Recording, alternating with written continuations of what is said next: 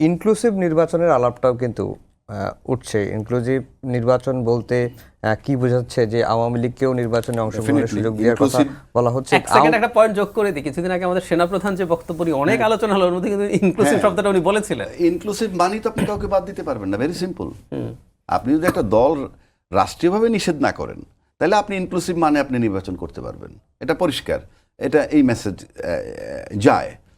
কিন্তু যে কথাটা আমাদের আলোচনা হচ্ছিল ইনক্লুসিভ, আবারও বলছি, ইনক্লুসিভ নির্বাচন হলে আওয়ামী লীগ নির্বাচন করতে পারবে যদি কোনো কারণে আইনগতভাবে কোনো কারণে নির্বাচন কমিশন তাদেরকে বাদ না কিন্তু দেয়। আওয়ামী লীগের এখন যে সাংগঠনিক অবস্থা, তাতে নির্বাচনে অংশগ্রহণ করার মতো পরিস্থিতি তাদের আছে কিনা?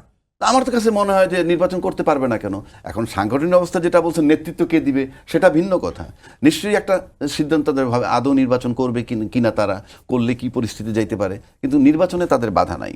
কিন্তু আমার কাছে একটা বিষয় খুব আশ্চর্য লাগে, যে কথাটা জাহিদ ভাই বললো তার রেশটা ধরে আমি বলি, যে এই যে ওই হত্যার যদি বিচার না হয়, যেমন ধর্ষণের সেঞ্চুরি পর্যন্ত হয়েছিল। আচ্ছা, ধর্ষণের সেঞ্চুরি কিন্তু 7 দিনে হয় নাই, 7 মাসেও না, এবং সে রীতিমতো উল্লাস করছে যে ধর্ষণের সেঞ্চুরি পূরণ করছি ওই সরকারের সময়। তো ওইটা যদি বৈধ হয়ে যায়, ধর্ষণের বিচার আর হওয়া উচিত না। একইভাবে যে কথাটা বললো, আমি 5টা হত্যা করলে হত্যার বিচার করা উচিত না।